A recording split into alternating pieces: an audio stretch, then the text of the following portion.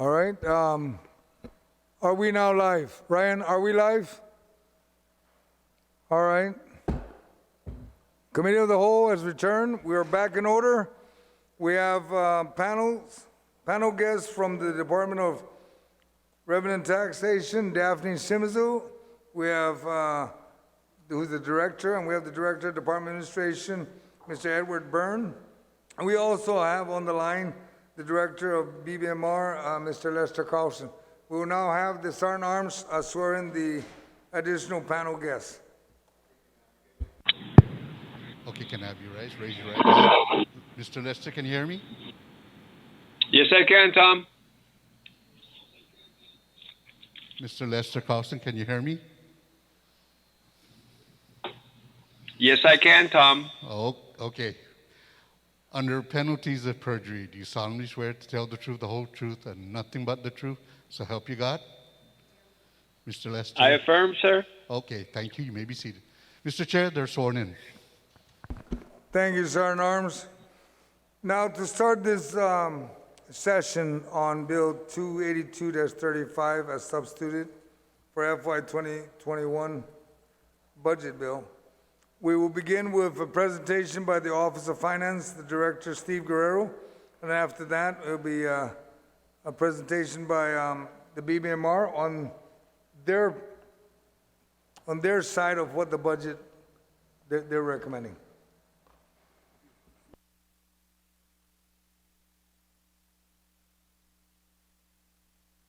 Mr. Guerrero.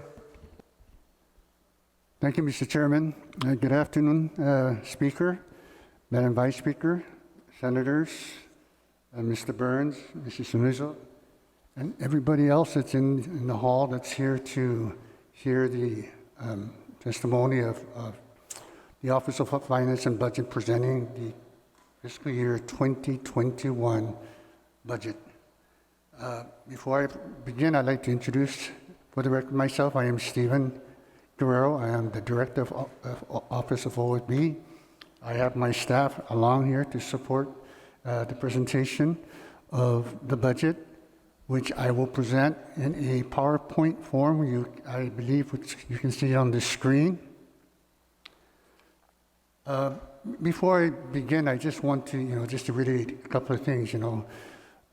Preparing the budget this year was very, very daunting. It was a very difficult task to try to allocate limited resources to an existing government that has been in operation at a certain level for many years.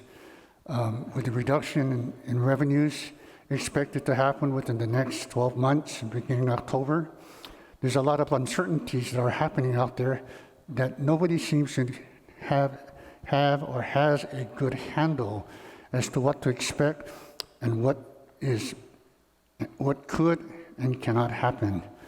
When preparing this budget, we basically took information that was available to us, used various budget methods, but there's not one particular budget methods that would basically drive the needs of what this government would basically require to continue its operation.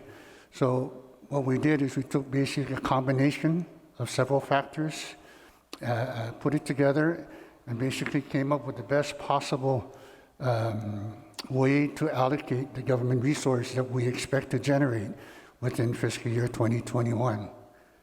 So with that, I'd like to just start the presentation. If you look at the screen, this is just the fiscal year 2021 estimated revenues and allocation overview.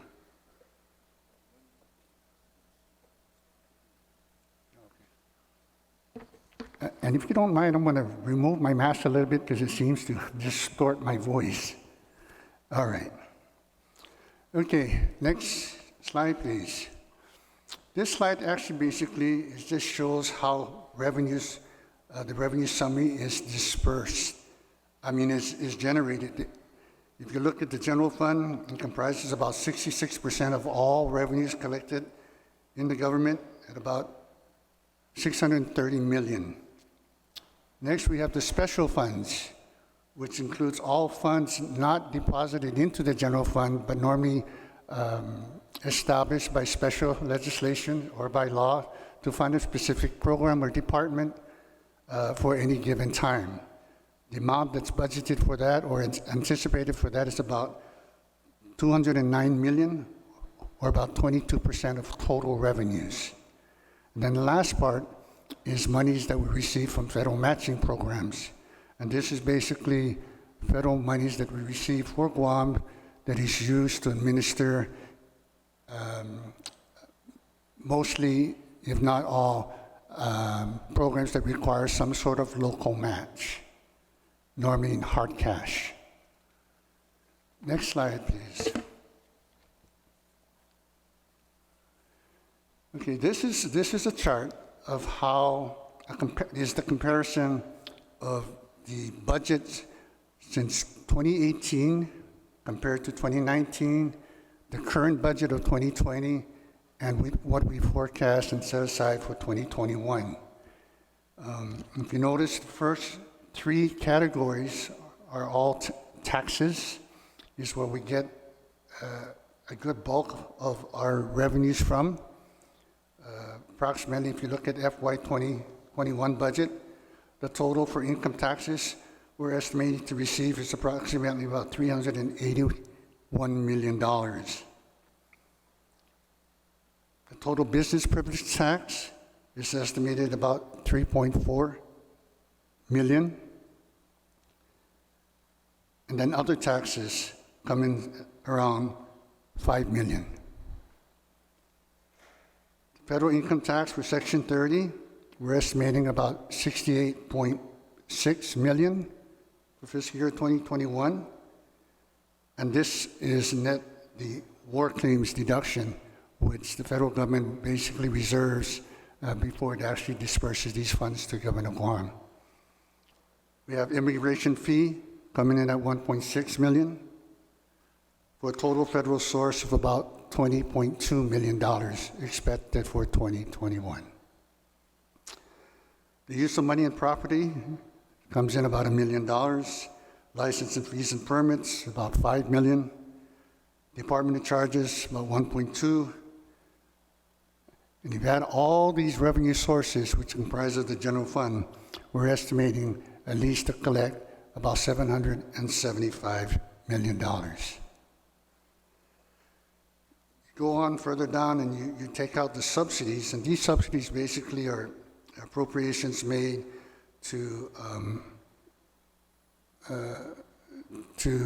for items that we take off right off the top, which includes the GMH Pharmaceutical Fund, which is paid about 6.19% of the business privilege tax.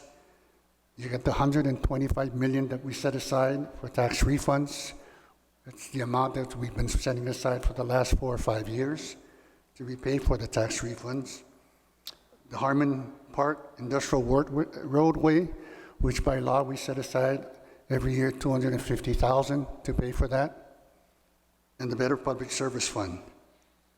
All these subsidies is we take off the top before we even start allocating any of the general fund revenues for appropriation. So this year, again, unlike in fiscal year 2019, in 2020, this current year, we did set aside the 2% required by law for the rainy day fund. And like this year, because of the emergency and the financial crisis that the government is going through, we have basically released the reserve of that 2%, and now allows the administration, the government, to utilize that to continue the operation of the government of Guam. Being that the condition for FY 2021 also probably is going to likely conclude to that same situation, we have identified a 2% set aside in the law based on the total amount that the government of Guam will receive for appropriation. But at the same time, we have also put back. In other words, we're doing the same thing what we did in 2020 to allow the administration the use of the 2%. So bottom line, the 2% is not being held in abeyance. It would be available upfront for appropriation. So it is part of the bottom line, 230.1 million available for appropriation for FY21. The other columns that you're seeing there is the current year, 2020, 2019, 2018. Basically, it's just a comparison.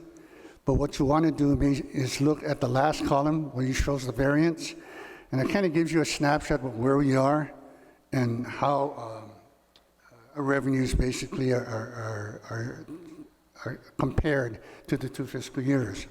So if you look at the current budget, if you look at the second column, it compares the individual income tax for current year 2020 as compared to the proposed. There's only a difference of 1.3 increase. You go down to corporate tax. Current year it's at 85 million. What we're estimating for 2021 is slightly increased by about 400,000 to about 85.4.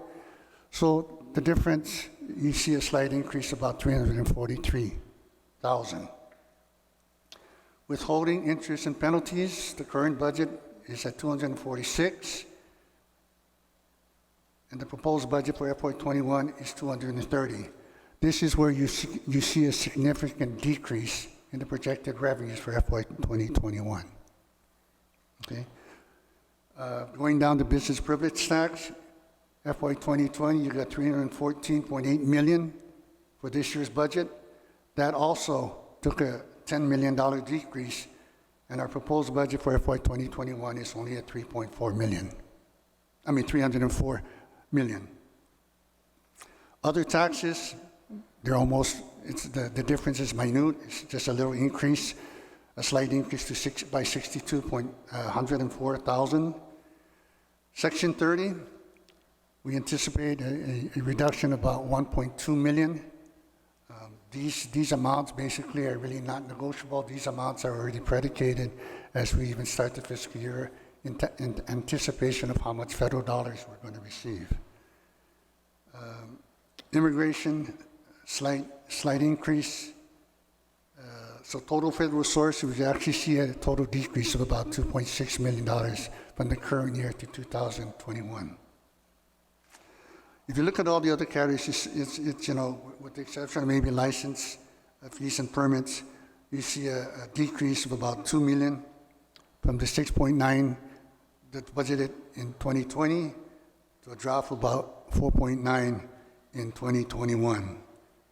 Department charges, slight decrease of about 300,000.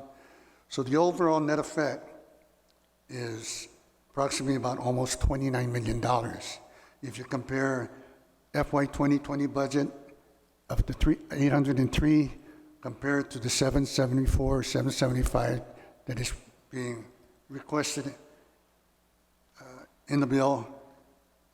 So, you know, we anticipate, I believe all of us anticipate a reduction in the general fund as because of the crisis that's occurring here on island.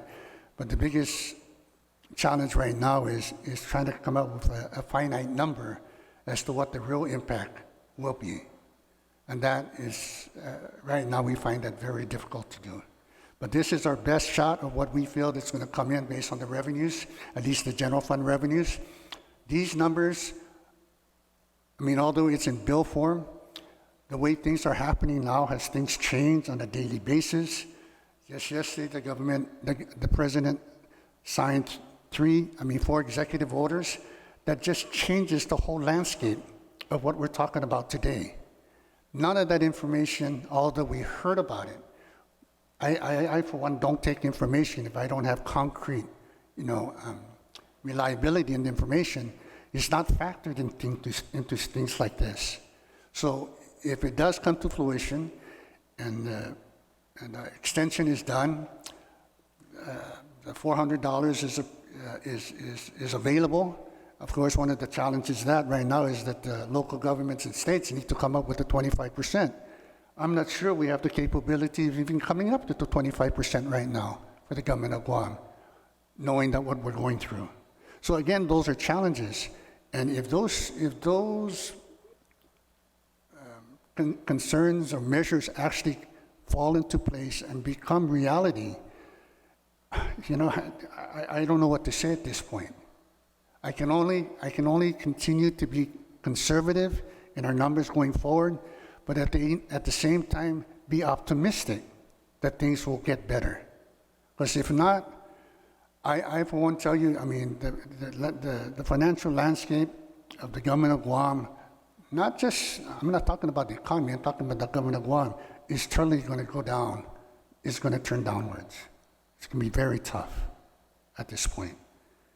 So the other two columns, which are 18 and 19, I just showed it just as for comparison.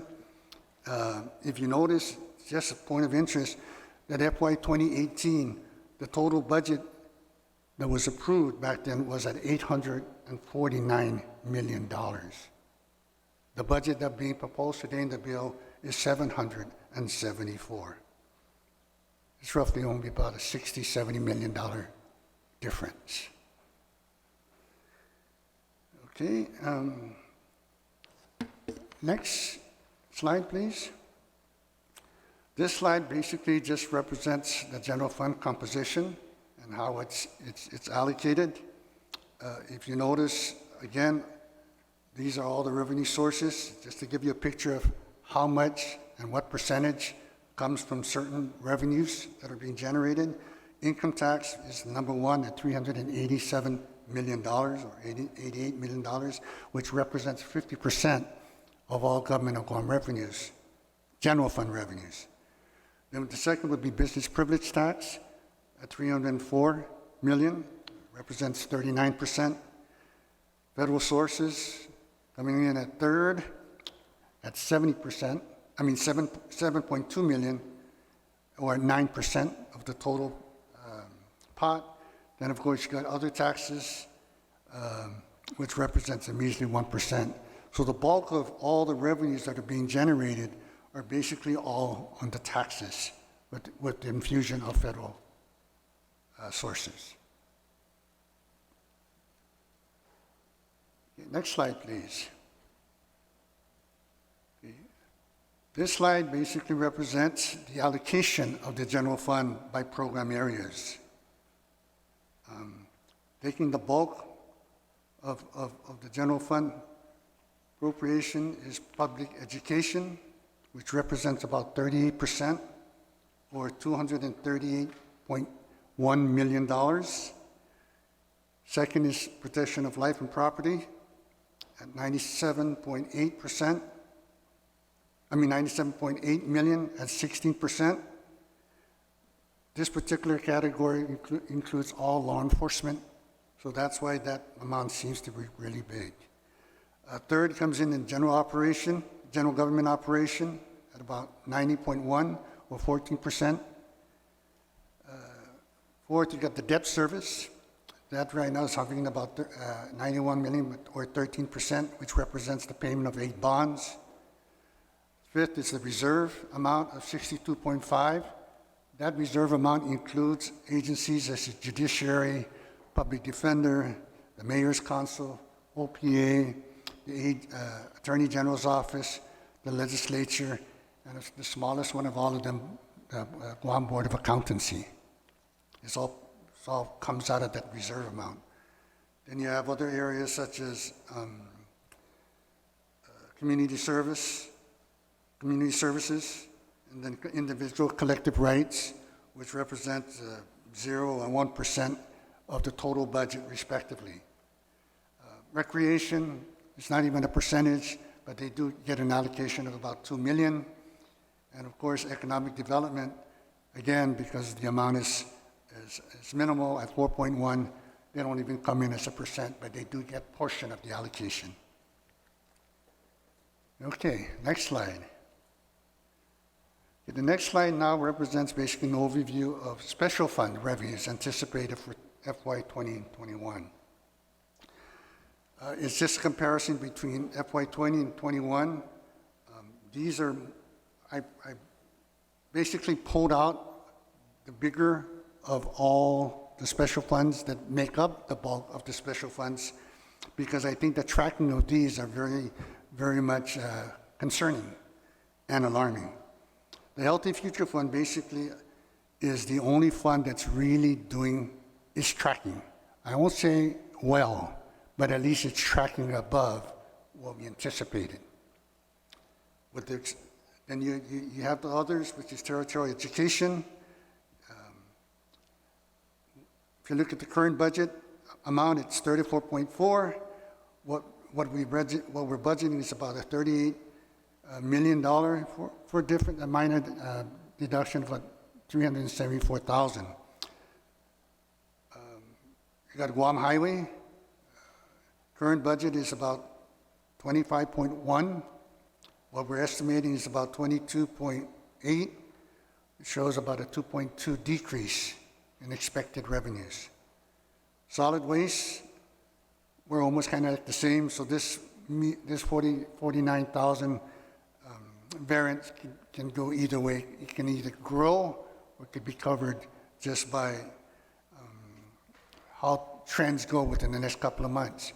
One thing about the solid waste, people are saying, how come solid waste is going down? Well, you got to remember solid waste is paid on a couple of factors. One is residential solid waste is paid on a fixed cost, whereas commercial solid waste is paid by tonnage. So if there's no businesses out there opening, there's no tourism out there opening, there's no waste being generated, so therefore what's ending up in the landfill is less than normal. And that's why this reduction in the solid waste fund. Pharmaceutical fund, this is a fix. This basically, you just take off the top of the business privilege tax of a rate of 16.19%.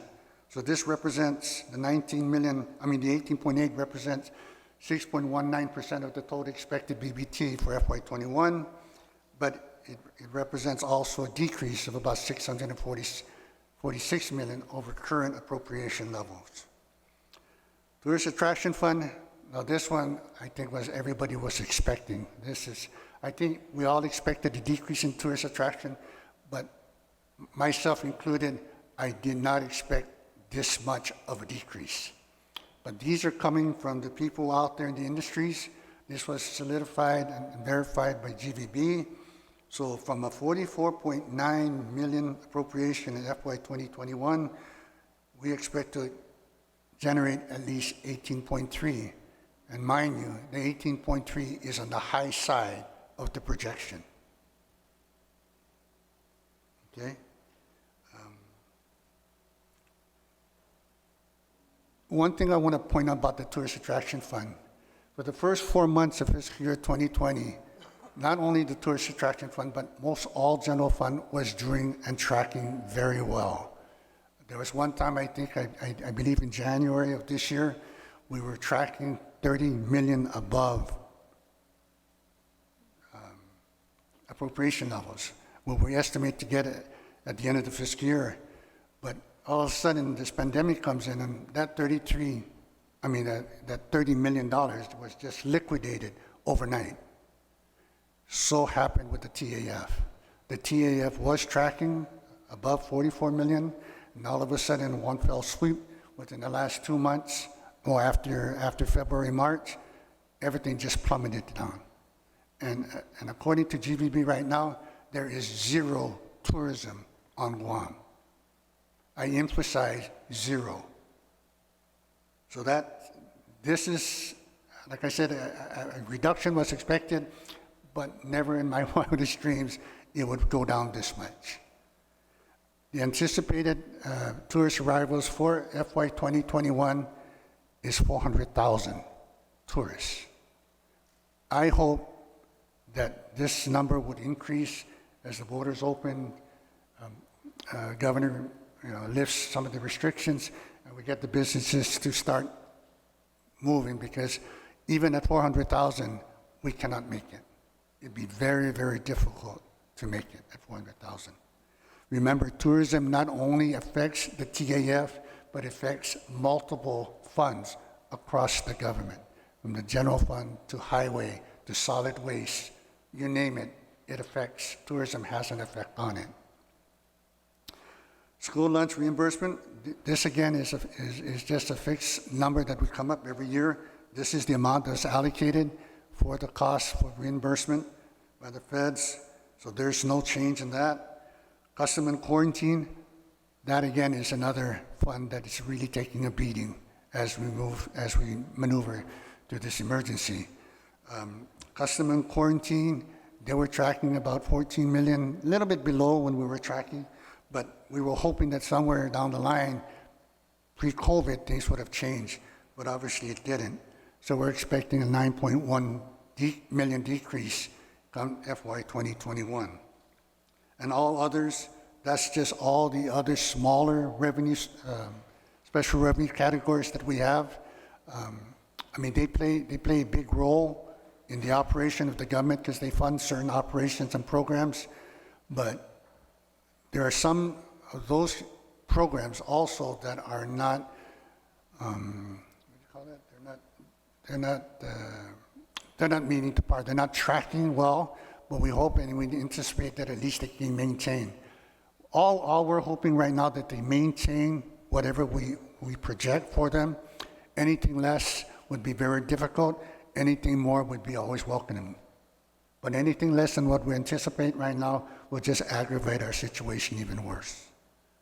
So a total, if you look at 2021 budget, the total estimated revenues expected for 2020 was 247.9.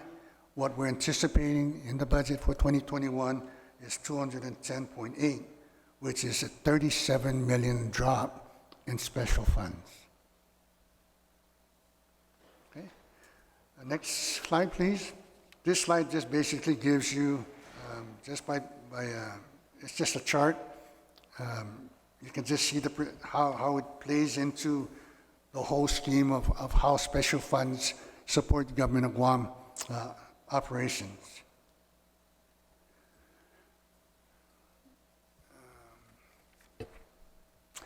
Next chart, please. Again, this chart actually is just an overview of how special funds are allocated by programs. Of course, general operation takes the bulk of it, at 62.4%, a million, or 30%. They come in first. Public health will come in second at 60.2 or 29% of total special funds generated. Public education will come in third, taking about 36.9%, million, or 18% of the pie. For protection of life and property at 17.3 million or 8%. Then we have all the other categories that represent, the debt service, reserves, miscellaneous, economic development, individual rights, recreation, and community service. So this chart kind of just represents how special funds are allocated and what the percentage and dollar amounts are to each program. And next slide. This is probably my best slide of my presentation. Joe Smasi, thank you. And I am available to answer any of the questions you may have regarding our revenue projections. And feel free to ask. Mr. Chairman, thank you. Thank you, Steve. We'll begin question. We'll start from the back. I would have my Vice Chair, Senator Clinton-Rigel. Sir, do you have any questions? Yes, thank you, Mr. Chair. To the OFB Director. So again, just to reiterate and be clear, your office is projecting revenues at what amount for general fund and special funds total combined? The total amount combined for general fund and special fund revenue collection for FY 2021 is about $985 million for both of those areas. Specifically, $774 million for general fund and $210 million for special fund. Okay. So the difference in the general fund from the executive budget request is how much? Are you talking about the variance? Yes, the variance. You know, Senator, before I even answer that, in all fairness to the administration, when they submitted their executive budget, they submitted it before the pre-COVID happened. At that time, everything was up and up. We were tracking above. Government of Guam wasn't in any financial crisis at the moment, so things seemed to be pretty much rolling in the right direction. But since then, of course, with the COVID and stuff, it has changed basically everything that we're doing today. They have not submitted an official change in the executive budget, but I have worked with them on a couple occasions using various numbers they presented. Nothing official, just working with them. And those numbers, you know, changed. They were fluid. We just kept changing as more information came. The more we knew about stuff, the more we were a little bit more, I would say, educated in kind of like going forward. But if you're asking me, what's the total difference in that? Yeah, the total difference between, I believe, the 1,058 submission and our 775 number is about 109 million, I believe, decrease. But this is total now. Okay, but you're talking about the $1 billion figure you said, that's total for general fund and special, right? From No, the executive budget request, is that what you're talking about? it also includes the federal match. And federal, okay? So what is your total number, federal, general fund, special revenue?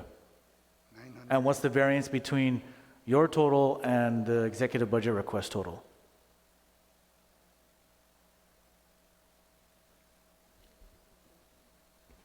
Apologize, my colleagues. We'll allow everybody, all my colleagues, 3 questions, 1 round, 1 time around, okay? Just continue. Senator, Mr. Steve, can answer the question. Thank you, Mr. Chairman, for addressing me as senator. That was one of my aspirations. I'll take that up later with you. Anyway, yeah, to answer your question, Senator, the total amount compared to the executive budget as to our number is 109,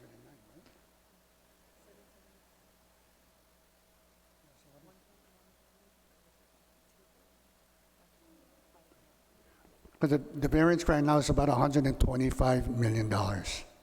So your budget is 125 million less, that's the variance, correct? Yes, it is. So I get 3 questions, right? So this is my third? Is that correct? I have one more question, Mr. Chair. Please continue. I yield my questions to you. I won't be asking any questions. You're my vice. Go ahead, continue. So okay. So the variance is 100, I'm sorry, how much? 120? 125. 125, okay. But that's their executive budget versus your proposed budget, correct? Yes, but again, Senator, keep in That's mind. pre-COVID, their executive budget request is pre-COVID. Yes. Yes, okay, so just to be clear, that's their numbers pre-COVID. Yes. Have they indicated to you what their numbers are post-COVID? We have worked on several different figures to try to compromise on what we felt was the most realistic and achievable ones, and they've brought their amount down. As far as the general fund is concerned, to date, as we speak, I think we're only off by about $7 million. But they haven't submitted anything officially, correct? No. That's just in discussions with your office. It's numbers that we were working with. We were trying to come up with some sort of a agreement to these numbers, and those were the last numbers that were on the table for discussion. Okay. With the variance from the executive budget request and this substituted budget, what were the major areas that showed a decline in revenues that led you to produce that lower amount? They have adjusted basically their areas within income tax, withholding, and corporate. And what was the last one, I'm sorry? Huh? Yeah, the GRT. GRT, okay. So income tax, withholding, and GRT, do you have the amounts for what was the variance between those from the executive budget request and the substitute budget? Senator Clint, Steve, on the drive, there is a comparison between OIB and BBMR's projection. You can see that on your drive, right, Steve? If you can present that, and we do have Mr. Carlson on the line, so that certain questions can be answered off the bat, and maybe Senator Clint, Steve, maybe you can present that, if you can present that in reference to what's on the drive? Can you see that on the drive? No, but we need to give it to them.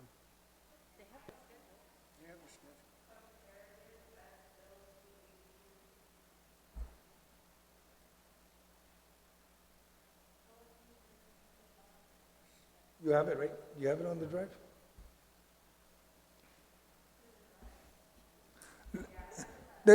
Let's take a quick recess real quick so we can get everybody online with that comparison so we can all see this. Thank you. Short recess, because I want to make sure Mr. Carlson is also involved in the discussion. So if any of my colleagues want to ask him questions, they'll be available too. Thank you. Short recess.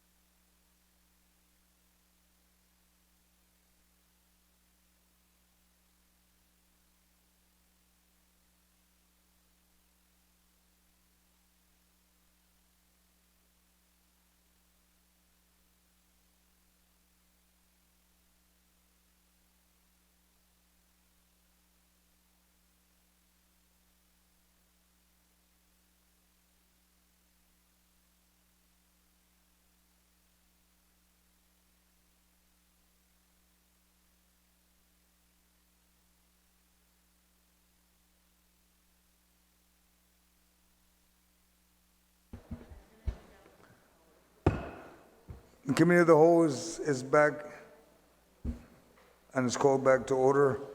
I would ask now our communication folks to please put up the screen that deals with the comparison between OFB and BBMR.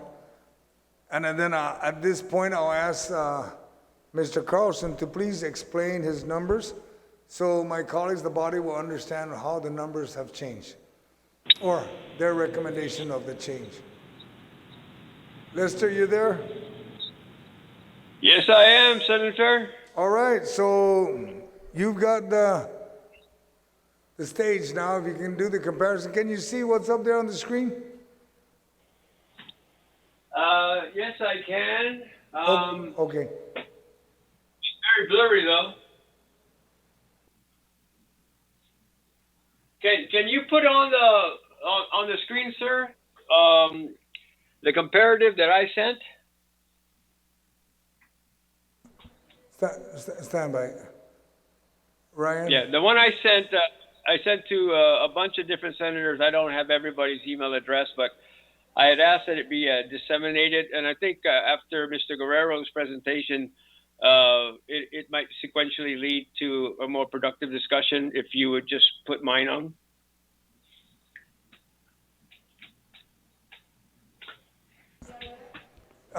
Lester, are you talking about the CRE? The CRE? Or? Yeah, I sent 3 attachments around 2 o'clock. Okay, you're talking about the comparative part, and that would be probably page 1, 2, 3, 4. That's probably page 5, am I correct? It's the last page, back to back. Well, actually, there's one that is the budget comparison. Yeah, okay, the BBMR amended 8/5/20 on top. Is that the comparison you're talking about? It says comparative substitute bill 282-35 versus BBMR amended 8/5/20. Am I correct? That sounds good to me, sir.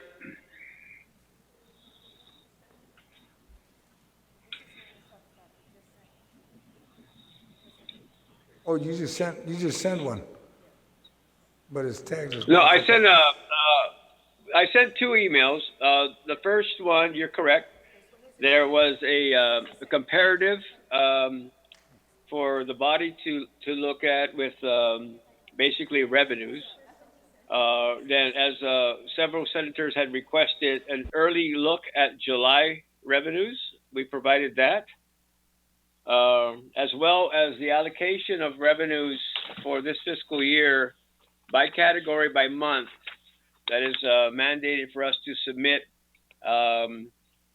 And we did that so that people would understand the monthly allocation of the fiscal 20 revenues, particularly general fund related, so that they'll have some context as to what it was that the body adopted for 20, how it was allocated over 12 months, because it does bear some weight in the discussion that I'd like to have with respect to the differences between OFB's 21 revenue projections and the administration's revenue projections. And if you can pull up that one comparative that I sent earlier, that's just specific to general fund, special fund, and federal match. I think the body would be well served to see that. And I don't need to talk about the things that we agree on. And there's just a couple of things that we'd like to get the body's attention on with respect to adjustments. But for the most part, just as a statement of record, with special funds, there's only one area in which the substitute bill 282 and what we had advocated for consideration with our numerous meetings. I think Mr. Guerrero is downplaying how many times we actually met, because we met numerous times, and very fruitful meetings, I might add. But the only difference really is in the Manpower Development Fund, and I can get more into that later. But that's the only difference between OFB's recommended levels for 21 and the administration's levels for 21. And then a couple other items for the general fund. We'd like consideration for an upward movement on corporate and some adjustment on withholding taxes. But once you can get that up there, it looks like you found it. I can see it on the Yes, screen now. that's the one, right, Lester? That's the one you wanted to Yes, sir. discuss. Okay, why don't we start Yes, with sir. that?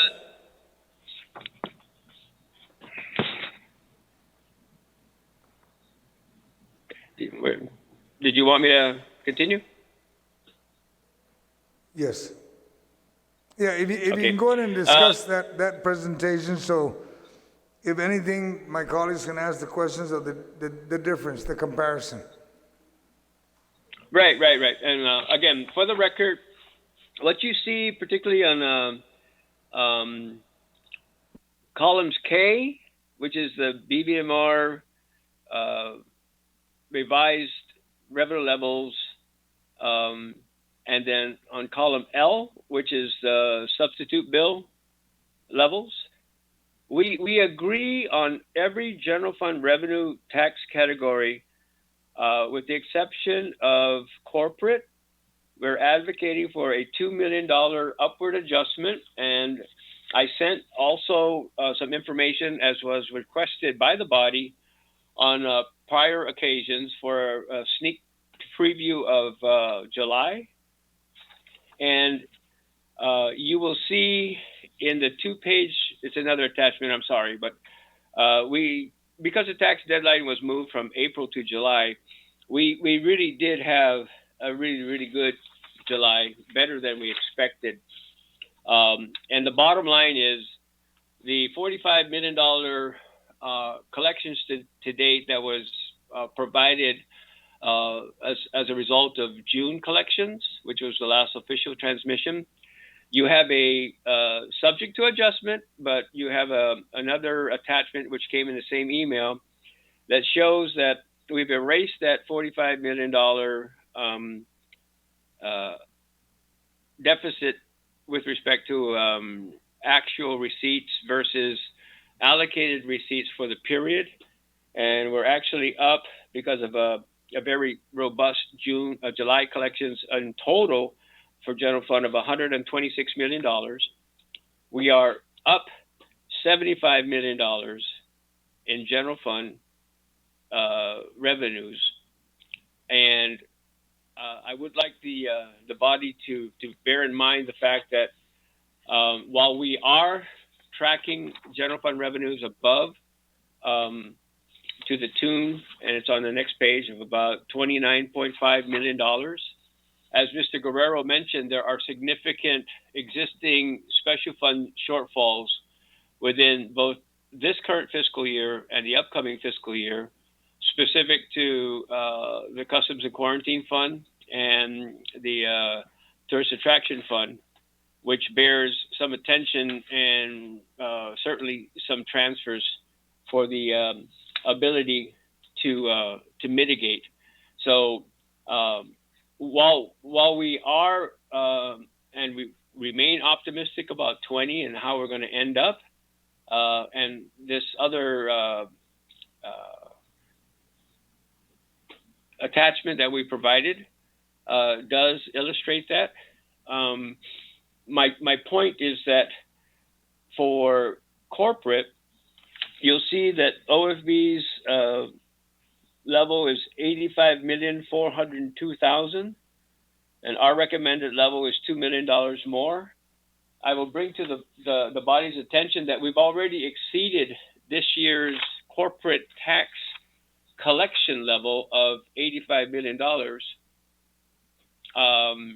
And year to date, with just the first few days of August, draft subject to reconciliation, we're already at $91 million.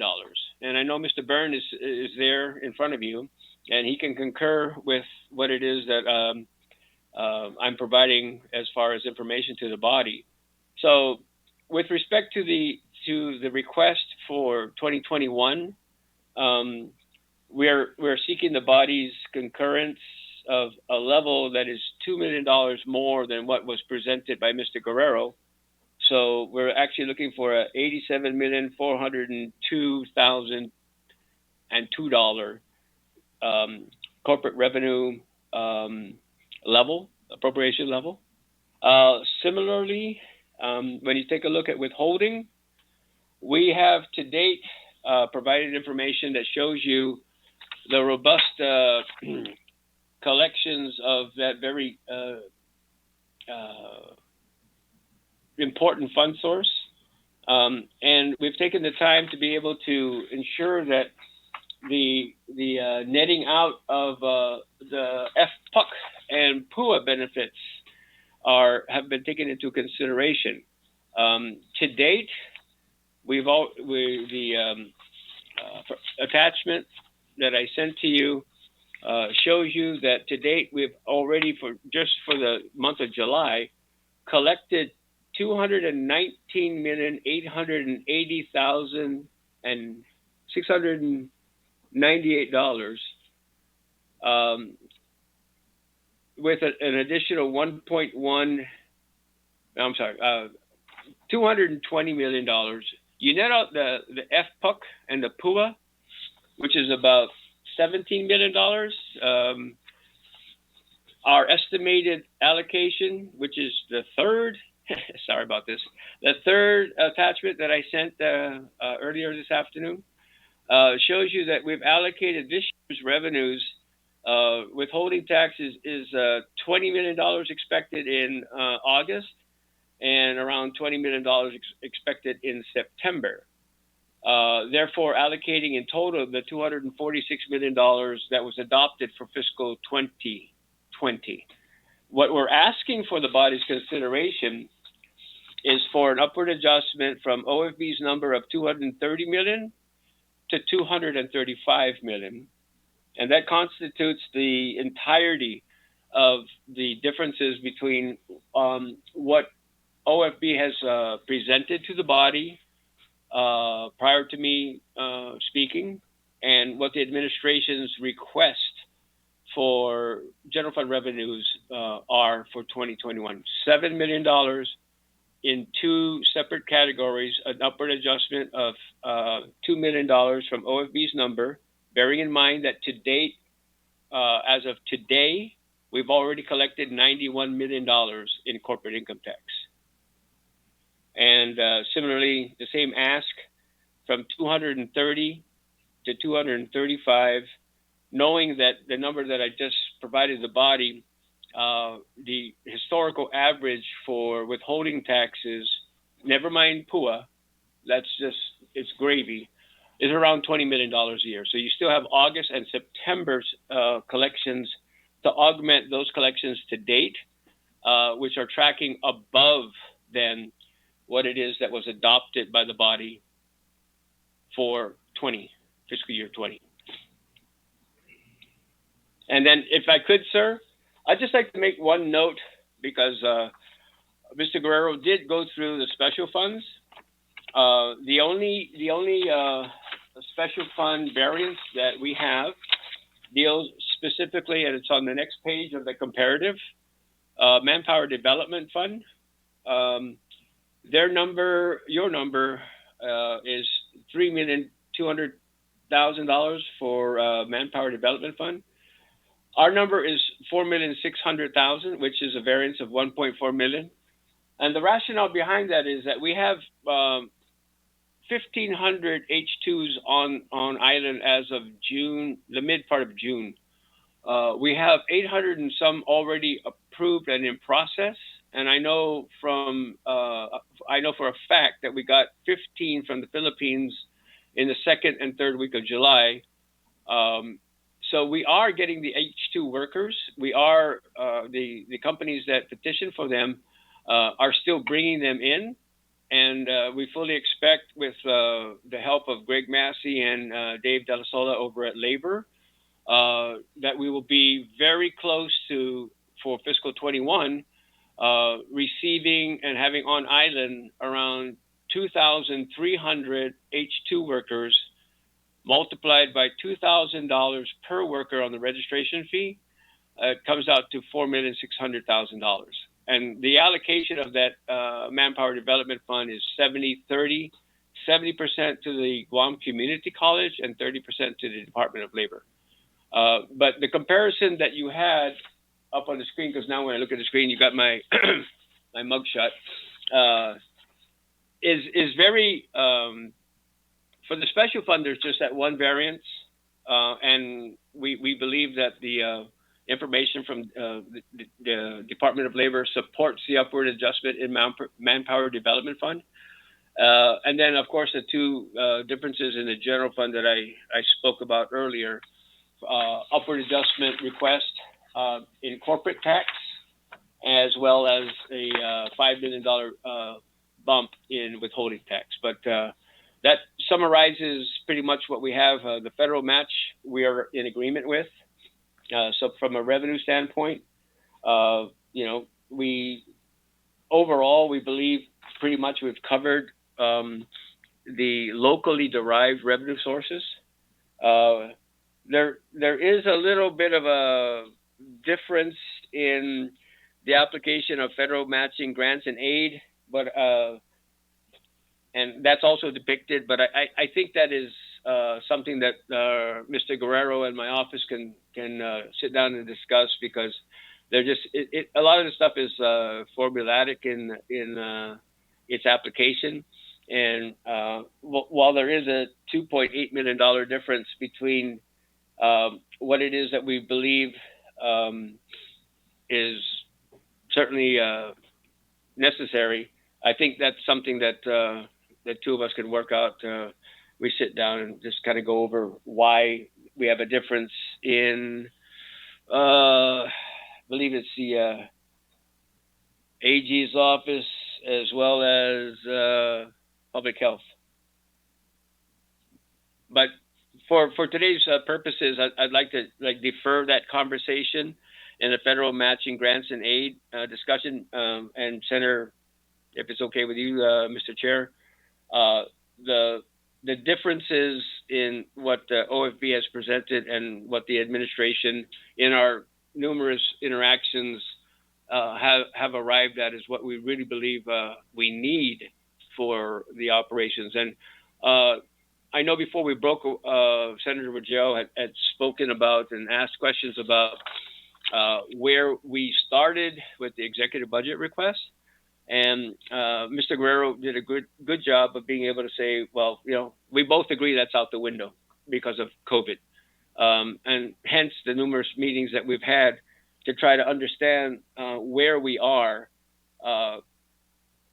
and where we think we need to be able to provide the basic services to the government of Guam. And yes, it was $824 million originally. And by all accounts, it's gone down at least $23 million.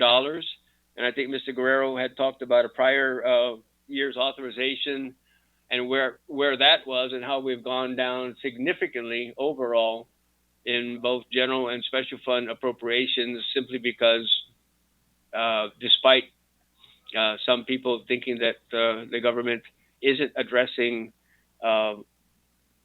the needs and is bloated, there is a bottom line for basic services that has to be met, and that bottom line is depicted in what OFB has submitted with what we would like to have as consideration from the legislature. And overall, we're not asking for a lot. We're just asking for and if we've already got $91 million in fiscal 20 from corporate, and over $200 million in withholding taxes, with essentially 2 months of $20 million to go, netting out the FPUC and the PUA. I think the number that you have in front of you is $219,880,000, which if we can call that for discussion purposes, 220. We're tracking to bring in $260 million in fiscal 2020 in withholding tax. Our ask is 235, and we think that's extremely conservative. With that, sir, I'm open to questions. Thank you, sir. Senator Clinton, do you have any questions at this point? Or, sir? Thank you, Mr. Chair. Yes, for Director Carlson, so just to be clear, the administration you've brought your numbers down for what you're projecting for revenues for FY 2021. I'm looking at the CRER report here, and it looks like you mentioned a $7 million difference between what OFB has and what you are now projecting, but I see here on this report an $11 million variance. Is that correct, or am I looking at an incorrect thing? Sir, the last CRER was for the month of June, which did not take into account the July and the 90-day movement to the right of the tax filing deadline. So what I did provide to you was a draft CRER. I think Senator Therese Terlahi had asked in advance of the budget hearings, instead of the CRER coming out August 20th, can you give us a sneak peek of where July revenues were? So in recognition of the need to have this information, and at Senator Terlahi's request, we are providing it to you. And the two-page CRER draft that we gave to you basically depicts on the second page where we are with 2020 actual collections to the cumulative period on the second page. So it shows you we've collected $89 million in corporate and 220 million in withholding. So I know that there's a lot of numbers flying around, and I know that Senator Terlahi was insistent on trying to get a sneak peek at what July was because of the movement of the tax filing deadline. That's why we provided this two-page. It says the title of it is Governor Guam CRER General Fund, and it says for the month ending July 2020, per AS 400 information. So this is revenues attributed to the month of July that we're giving to you in advance of the official release of the CRER, primarily to be able to give you these tools for the budget deliberation. So we wiped out, sir, in the June tracking, we were $45 million below, the adopted level. If you look at page 2, we've essentially, because of the $126 million collection that's on page 1 of that sneak peek at the CRER, on page 2, because it shows you on page 1 a $75.2 million favorable, that we have to net out the $45 million that was there in June. That gets you to page 2 where it says $29,507,937 is what we estimate we will be ending the fiscal year on the general fund side, all things being equal. And again, I'll caution you all that we need to be able to make sure that we fund the operations of Customs and other agencies that are falling short. But Customs is the obvious entity that's in need of assistance in fiscal 20 and 2021. So in other words, even though you're tracking 29 million over, you're saying that's not counting reductions in special funds that will have to be covered by that 29, correct? Yes, sir. Do you have an estimate there will be necessary closeouts, at the end of the fiscal year to transfer to make sure that everybody's obligations were in fact covered. And Customs is a vital entity, especially with COVID, frontline detection, along with public health, as well as the rest of the public safety agencies. But as Mr. Guerrero noted,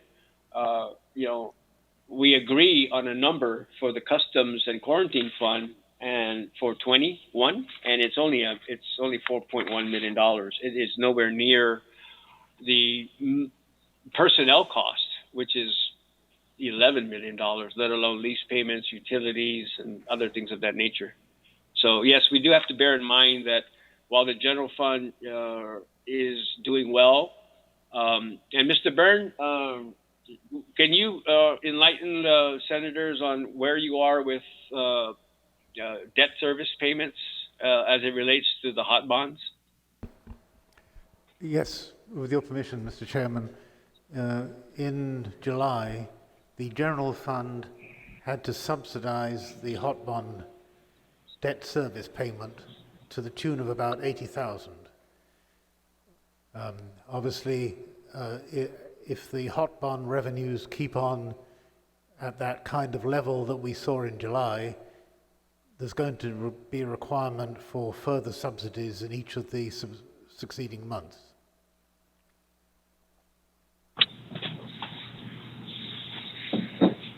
Senator Rangel? Yes.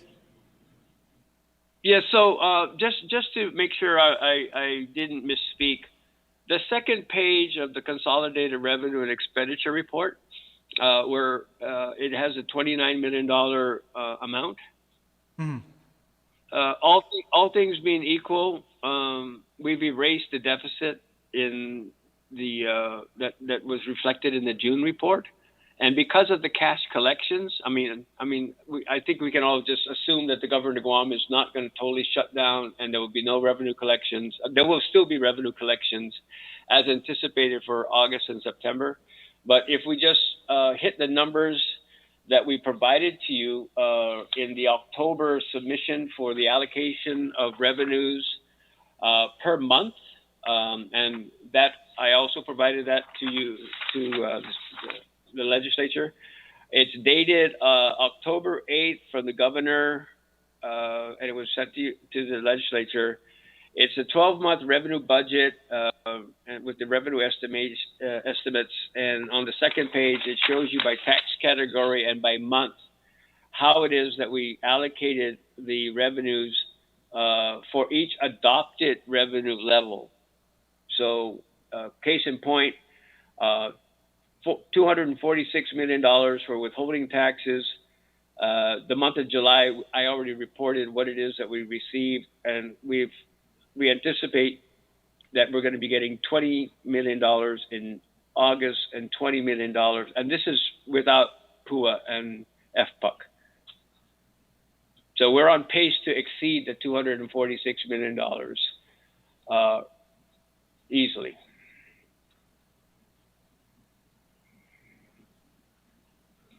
So it's not a projected amount, sir. It's kind of like we were there, we're here now, and to date. Yeah. All right, thank you, Lester. Thank you, Senator Rangel. Madam Vice Speaker, do you have any question for the panel? Maybe Mr. Carlson or Mr. Guerrero?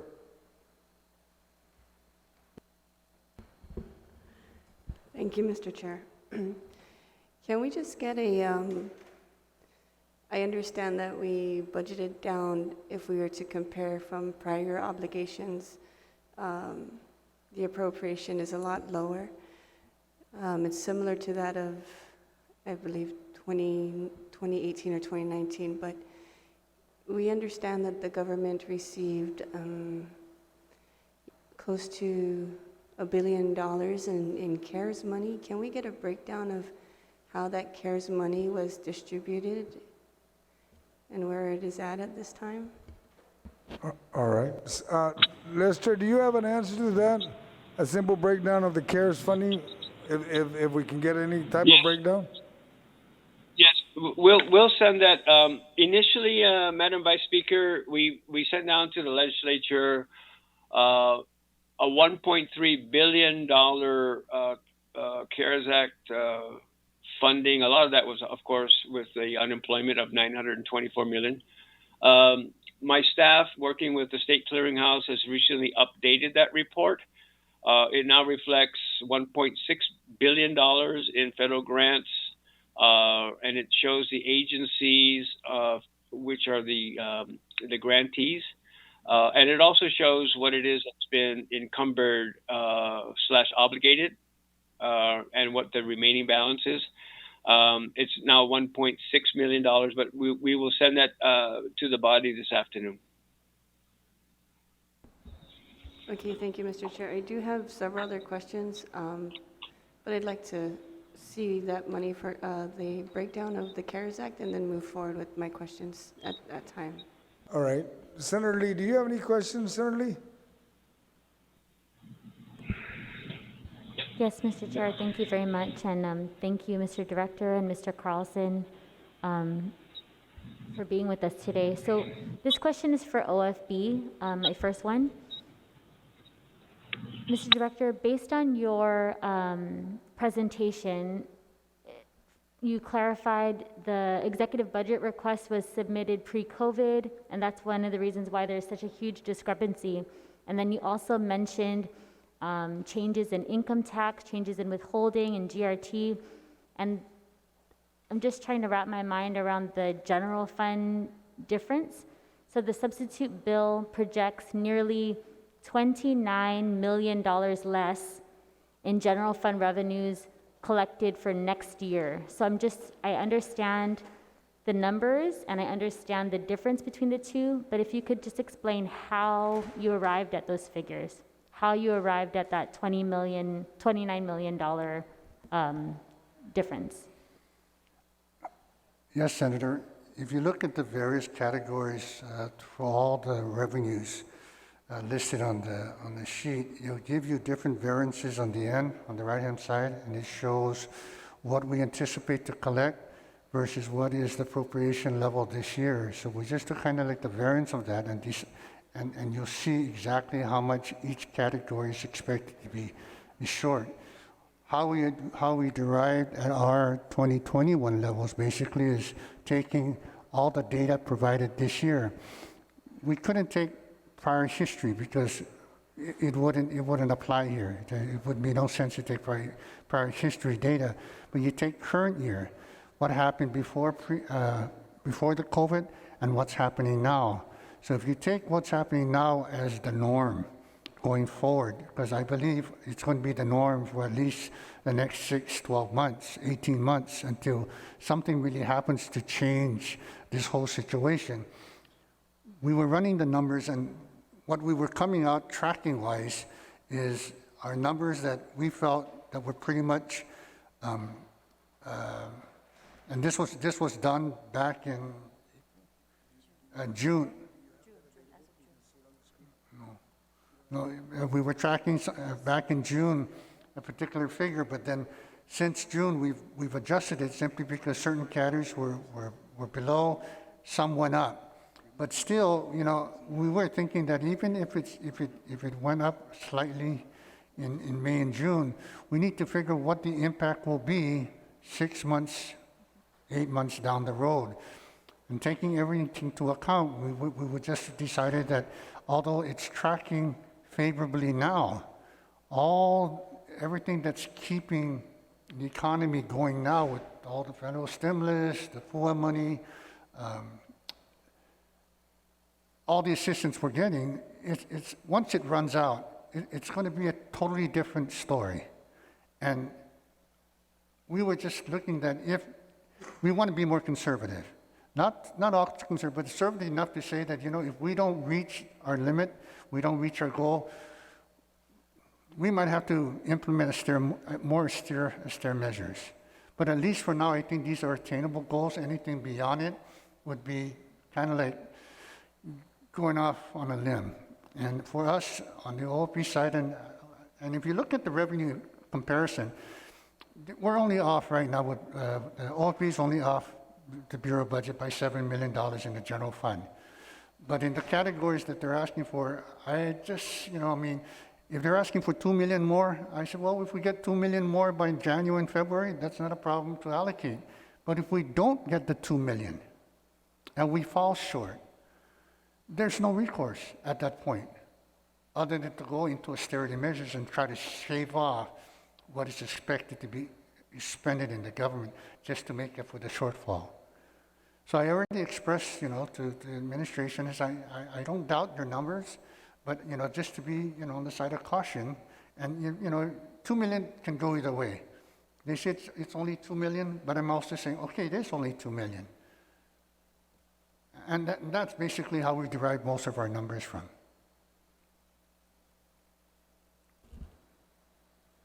Thank you very much, Steve. This next question, Mr. Chair, is for Mr. Carlson. I think we're all in receipt of the revenue report for July that you just provided to the body, Mr. Carlson. And I think that many of us understand that July would be our best income month for tax collections because that's when the payments were deferred until. But your 10-month year-to-date figures shows that the government's net collections year-to-date is $29.5 million. Is that correct? You were discussing this with Senator Rajal earlier.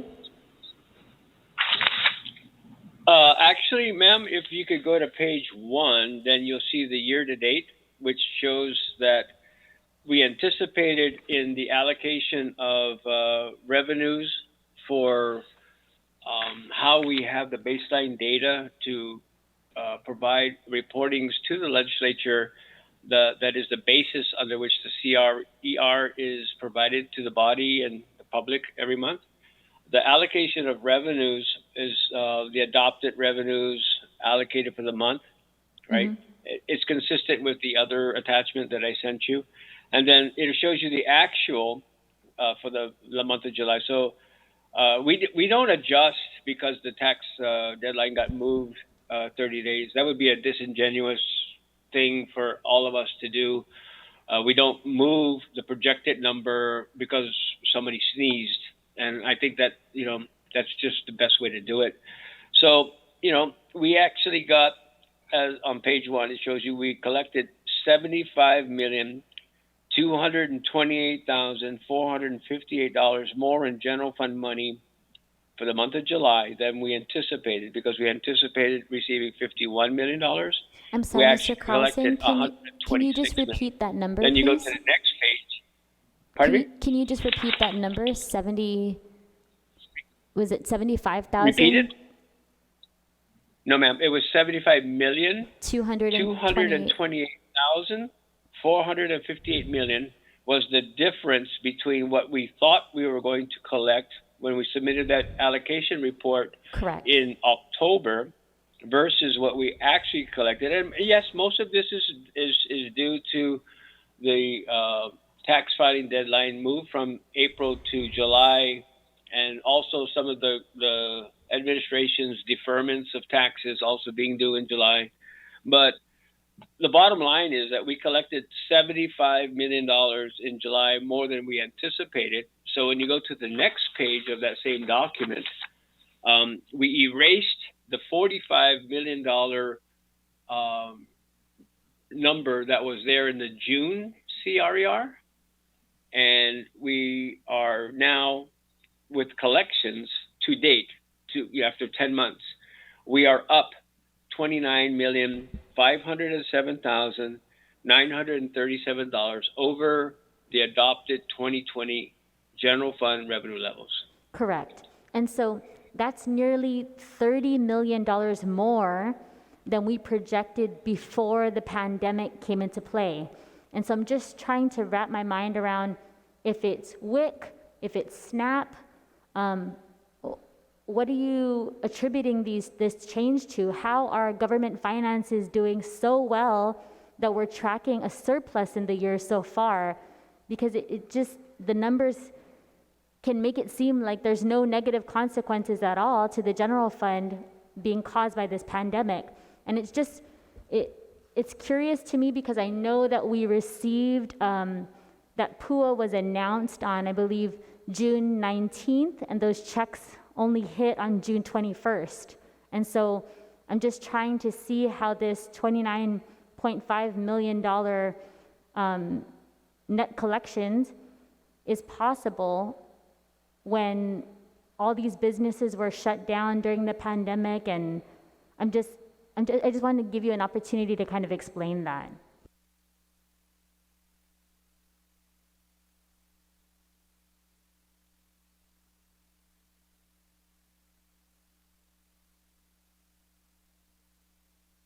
I'm sorry, Mr. Carlson, did you want me to repeat? Is he still on the line, Mr. Chair?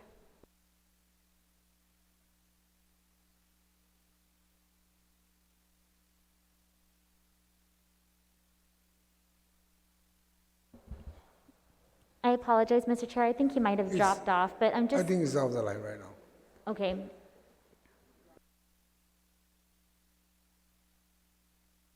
Hey, it's a drop call. So we give it a few minutes and maybe we can get him back on.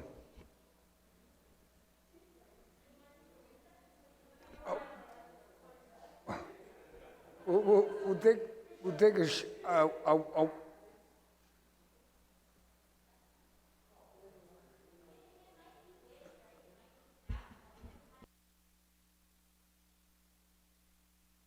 yes, well, why don't we just take a quick recess? As soon as you come back on, we turn it back on. That easy. Okay, none of this, Mr. Byrne, you think you might be able to answer that question? Well, Senator, I can answer a part of the question. When you were talking about the PUA checks that came out at the end of June, they included the cumulative amounts from the beginning of the program through that date.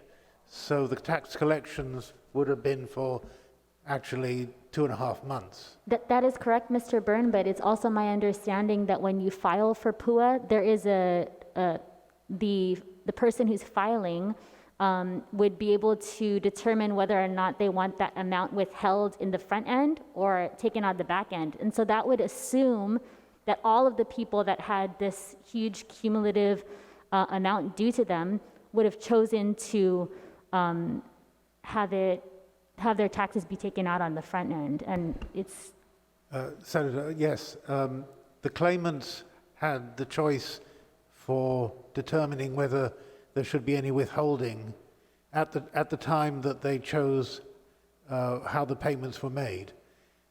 So once they made that choice, that withholding would hold through every payment that they receive. Not everybody did so choose, but That's a large correct. number of people did. But I'm also looking at it, and it looks like individual income taxes are down year to date, but only the corporate taxes are up. So how can it be attributed only to PUA when the year to date is still negative in that category? I'm just trying to figure it out. Is it PUA? Is it a mix of PUA and WIC and SNAP, like all of these federal benefits? And that's just kind of my question is, what is Yeah. determining this change? Yeah. Obviously, we're still looking at all the contributing factors, but I think the governor said that a lot of the local monies, as well as the federal monies that went back into the economy, helped to bolster the economy.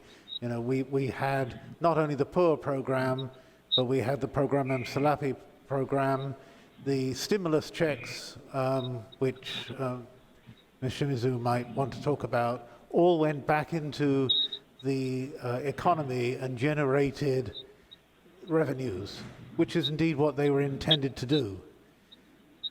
So that would explain a lot of the increase in revenues that we've seen to date.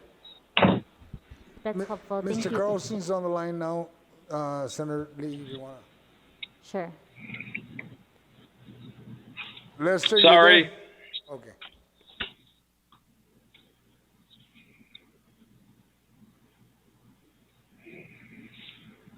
Are you there, Lester? I apologize, Senator Lee. You were going down a line of questioning, and the next thing you know, I was disconnected by the operator, so I apologize. No problem. So Mr. Byrne was able to respond a bit to my question, but I wanted to also give you an opportunity to respond. So we're looking at this net collections year to date of 29.5 million above the Budget Act. And so that's nearly $30 million more than we projected prior to the pandemic. So I'm just trying to figure out if this can be attributed to PUA, plus, the infusion of WIC and SNAP, and Mr. Byrne is also mentioning Program Salapi and some of these other programs, but I'm just trying to figure out how these numbers make it seem like there's no negative consequences to the general fund that are caused by the pandemic, when we all know that everything was shut down, businesses were closed. And so I'm just trying to wrap my mind around why it seems like it just seems like a very, very rosy picture. And I just want to be clear about what it is that we're taking in. And I wanted to give you an opportunity to explain that to the body. Thank you, Senator Lee. We went to the extra effort to be able to provide the legislature with advanced July numbers because of the need to be able to understand where we are. While I always personally remain optimistic, the numbers that are before you, I don't mean this personally, ma'am, they're not rosy. They are what they are. That is what we collected in general fund tax categories through the first 10 months of the fiscal year. So I think I could hear some of what Mr. Byrne was saying while I was going through this 5-minute exercise of dialing back in. So I apologize. I didn't hear all of what Mr. Byrne had to say, but I think that with 2 months left in the fiscal year, we're only tracking $1 million short in individual, because I know that was one of the questions. I had mentioned that the report that we provided to you shows you that we collected $89 million when we actually are up to 91 in the first few days of August in corporate. If you take the $219 million number for withholding and you net out $17 million, which is all that can be attributed to PUA. So you take that number out of the equation, and you're still at $202 million with 2 months left to go in the fiscal year, with the baseline data that we provided back in August showing you that to get to the $246 million amount, we are going to be anticipating without PUA. Thank God for PUA, but without them, withholding taxes brings in $20 million a year. So we will certainly exceed what it is that we're asking for in fiscal 2021 at $235 million for that specific tax category. And I know OFB is looking at 230.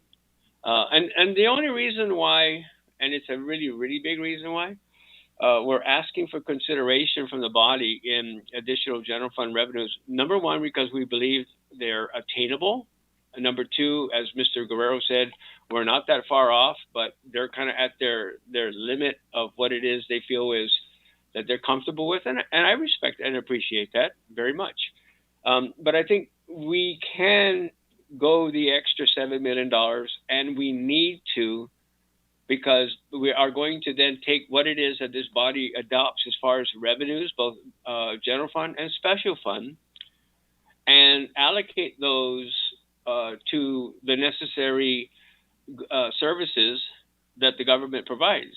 And without this $7 million and the $1.4 million in the Manpower Development Fund, we're going to be hard-pressed to make up from a revenue standpoint, understanding customs is going to be only receiving, a third, maybe even a fourth of what it is that they ordinarily need for total operations. We're going to need to be able to shift funding from what is traditionally only a special fund category, like the Tourist Attraction Fund and the hotel occupancy tax revenue sources, where they used to be just fine on their own right? And customs fine on their own. We're going to need to provide general fund relief. It's very clear to both OFB and BBMR that is a necessary application of whatever it is that ends up being available to the government of Guam to ensure, public safety and health and education. So I hope I've answered the question to the best of my ability, ma'am. Thank you, Mr. Carlson. And yeah, I agree with you. I'm super grateful that we have had the PUA and FPUC, and that's one of the reasons why this legislature has been so adamant about holding informational briefings and oversight hearings on those programs in particular, because we wanted to make sure that we were assisting GDOL and we're just on top of it. But I think the answer to my question is really telling, because it'll help us to determine if this is a one-time programan salapi thing that we can attribute the surplus to, or if it's something else. If it's some, we have to be really clear about if this is going to be something that we can count on for next year, or if this is just a one-time injection of support. So I just. If I may, ma'am, the monthly collections of withholding by themselves, without the FPUC and without the PUA, are actually very, very robust. Despite the fact that we had months under, quarantine, and we had people, unfortunately, who were displaced, we actually had withholding taxes collected in the months of June and July of $60 million. You net out the PUA and the FPUC money, that's 17.5. Our baseline withholding is still $43 million for June and July. So, what we provided in October, it seems to be bearing out. And in a lot of cases, in my personal observations, when I need this wind therapy and I get on this iron horse that I love to ride, I can't help but see the activity on Guam everywhere but Tumon, unfortunately. We seem to have a consistent base of employment despite the adverse effects to the tourism and restaurant industries that still result in around $20 million a month in withholding taxes. So I don't believe that the baseline is anything but being reestablished with respect to the reopenings of businesses and the ability for people to do something other than just go to a grocery store or a hardware store. I think those numbers, which are more BPT related, seem to just, hold steady as it relates specifically to withholding taxes. So that's why we're agreeing with OFB on everything that was presented with respect to FY21 revenues. Just asking the body to consider the $2 million upward adjustment in corporate and $5 million upward adjustment to withholding, which still is, since Senator Rogel began the conversation talking about differences, in this current fiscal year, withholding is $246 million adopted. So we're asking for $11 million less in fiscal 21. We believe that's achievable. Thank you, Mr. Carlson, and thank you, Mr. Chair. Thank you, Mr. Byrne. Thank you, Senator Lee. Senator Torres, do you have any questions, ma'am? Yeah, just following the line of discussion. So what was the adjustment then following the Guam Visitors Bureau's testimony at the budget hearing?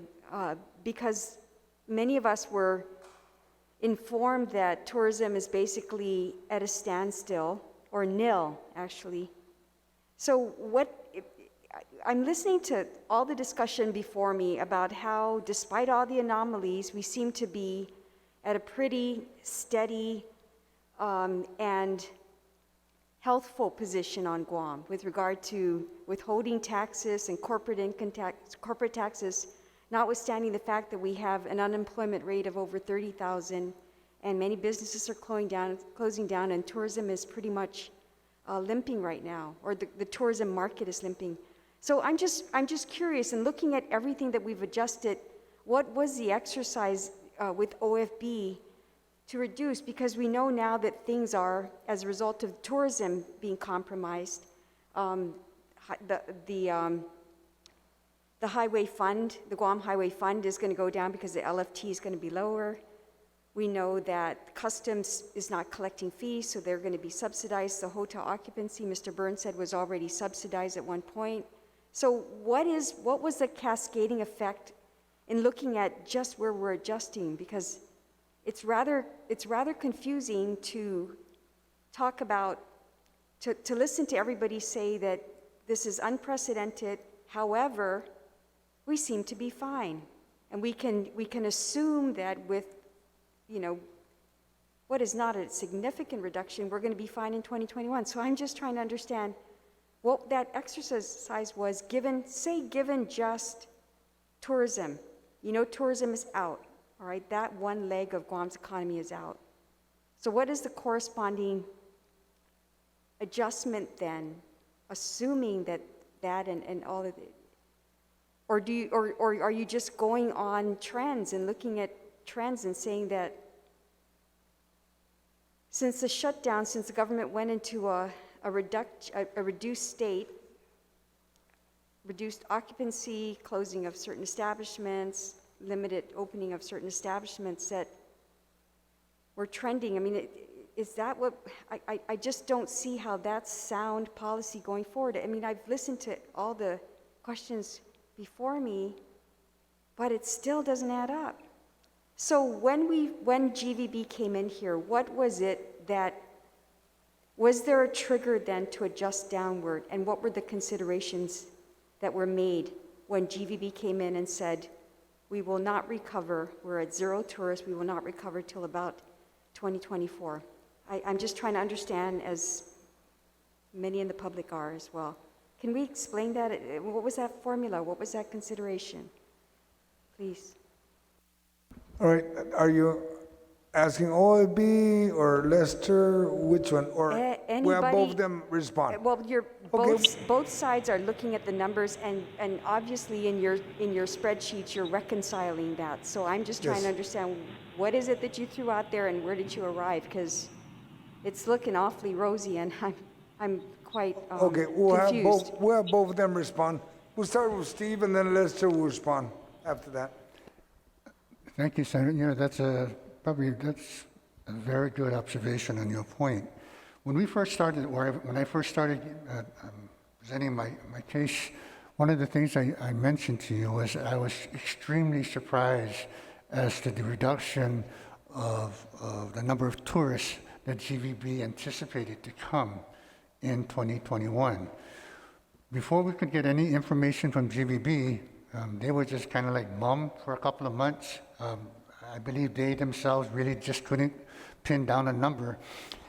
We used a 1.1 million figure on visitors' arrival.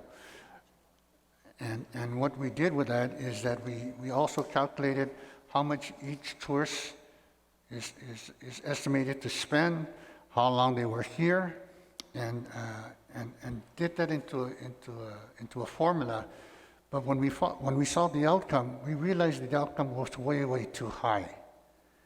So going back, we assumed, okay, if we went half of 2019 total 1.6 million visitors, maybe that would be a good starting point.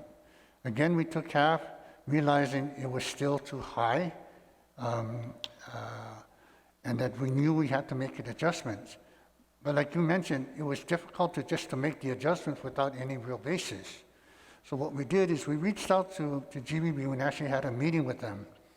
The first number they brought up to us officially in our meeting was a 251 1,000 visitors for 2021. I was really stunned. And looking at that number, it yield something in the area of like 13 million, even less, 12 million. Remember, their current budget in 2020 is $44 million. So we were looking at that and says, wow, can this be something that can we massage it? Can we look at other options to help them? But 2 days later, they came back and reported that they upped the number to 400. So that is the number we're currently using. That yield a total revenue, projected revenue of about 18 million. So that is the number we're currently using now. We are optimistic, assume things cannot get worse, can only get better, that number can actually grow should, restrictions be lifted, we get more activity. And remember, although the Tourist Attraction Fund is based on number of tourists coming in, it also resonates to all the other revenue sources that the government of Guam uses for its operation. So right now we are pegged at 400 tourists expected for 2021 using the same base model, I think, of how much was the dollar amount? How much was the dollar for tourists? Yeah, we use something around, I think, $175, $200 for tourists, and use that calculation to come up with our estimate.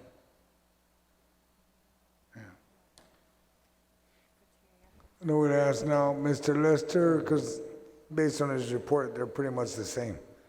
Yes. Lester, do you have any comment you want to bring up? Yes, thank you, Senator, and thank you, Senator Torres.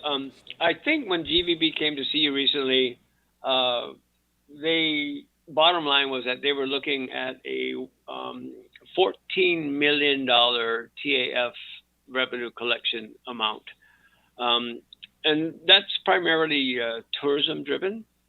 And as Mr. Guerrero mentioned, the recent restrictions on travelers coming to Guam, no COVID tests, no quarantine, as long as you're going to be here 5 days or less, opens the door for what, as you well remember, Senator, from your time over at GVB, is that, that's kind of like the niche and the length of where our traditional tourist market length of stay is. So when the governor did that, now it's just a matter of, okay, fine, what is it that's going to happen in the source markets? Well,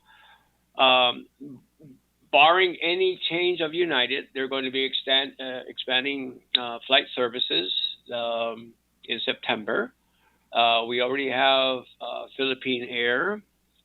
We believe that the Korean market, who has a very, very low rate of infection due to some very aggressive measures that they took. But more importantly, as you remember, they have many low-cost carriers that, because of the fact they're not legacy carriers, they can come to Guam very, very quickly. They can be mobilized quickly. And in response to an outbound market demand, they can meet those demands quicker than the legacy carriers can, because of the fact that it's like, okay, it's not a charter. We have to do all this Chicago-based approval if you're talking about United. Whereas Jeju, Jin Air, and the litany of other low-cost carriers are more nimble. So we have pent-up demand. The primary impediment now is, of course, the source market requirement for quarantine upon your return. Once that restriction in the source market is relaxed, we've already relaxed the requirement to come into Guam, ensuring that proper precautions are addressed. But one of the things, too, I think that doesn't get captured well is the military stay, the DoD contractor stay. And then I know personally that a lot of people from Guam who had to adhere to the stay-at-home orders initially for COVID are like, okay, well, how about a staycation?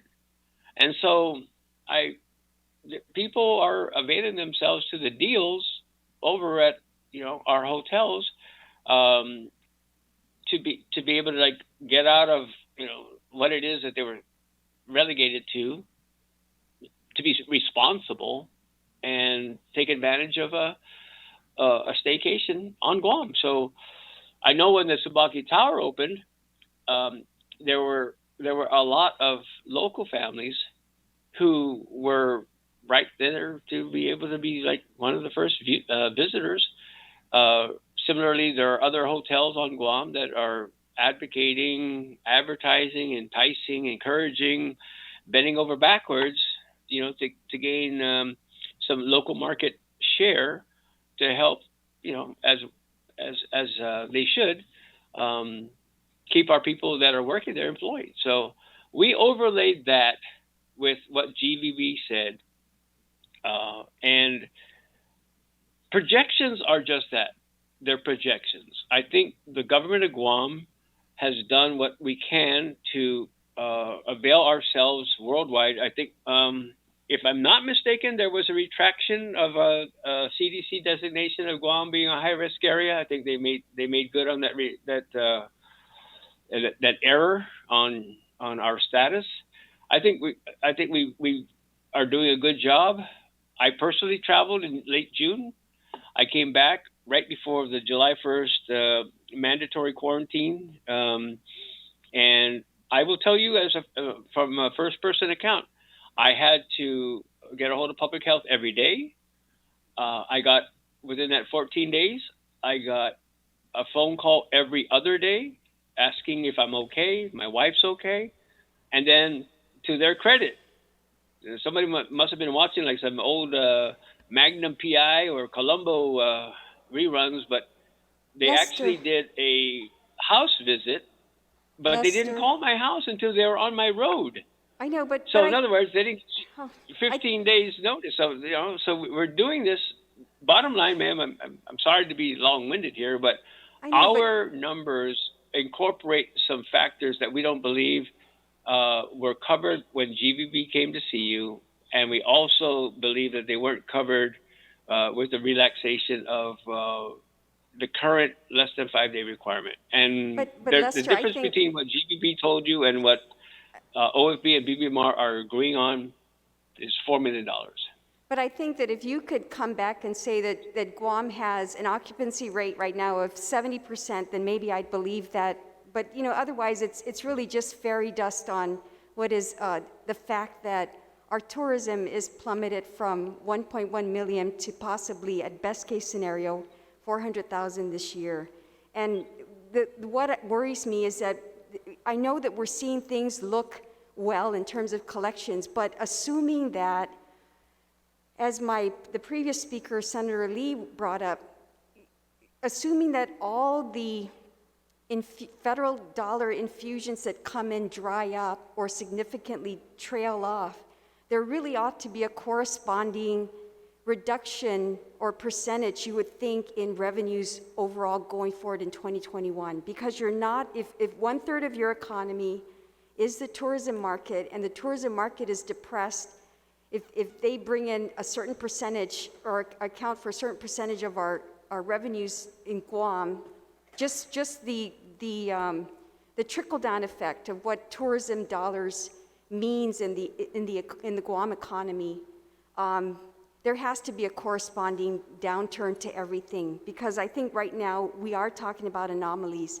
Things are turning out the way they are. Perhaps it is many government of Guam workers receiving also added bonuses with federal aid. Could be that. We don't know what all these different things that are factoring into the spend on Guam that's resulting in corporate taxes being paid in, or BPTs being paid in. We don't know what that is, but I'm just saying that it is unfathomable that you can have a drop-off of tourism to that degree.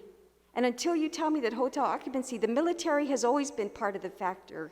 the contract stays at the hotels. Staycations have been, you know, a part of the tourism occupancy, but the great majority of hotel occupancy is tourists to Guam, not military, not Department of Labor contractors, not the staycations. And so I don't want us to, you know, believe that that is going to sustain us, because it isn't.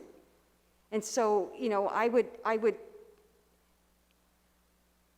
have to insist that really the numbers must be adjusted downward, because the projections are only an anomaly of what has occurred, mostly we think because of the federal spend and the federal infusion. And short of that, unless the military is going to compensate in spending for what tourism is not bringing in, then maybe there's a balancing. But short of that, I just can't see how the formula is sustainable in 2021. But I'm glad, though, that, you know, you're happy with the travel experience in Guam. I just don't know that, you know, locally we can make up for the for what would ordinarily be, you know, over 1 million tourists to Guam. And that, to me, is really the catastrophe in this whole COVID issue that has resulted in over 30,000 people being unemployed in Guam. And that's something we can't ignore. I don't know how those 30 people are going to be restored. It's just, short of tourism rebounding, it's sadly and just regrettably not going to happen overnight. To sustain withholding taxes at that level, income taxes at that level, and perhaps enough businesses open to sustain corporate taxes as well. So that's just my pitch. But thank you, Lester. I appreciate that, you know, you are trying to help us come to terms with it. I just don't know that I can. And I just want to be very candid with that. Thank you. Thank you, Senator Torres. Thank you, Senator Torres. My colleagues, and for the panel, we're going to recess until tomorrow at 9 o'clock in the morning. I ask that, Lester, that you're able to call in, and I asked Daphne and Ed to come back. I've got the OFB. They'll be here tomorrow morning. So we will recess until 9 o'clock tomorrow morning. Thank you.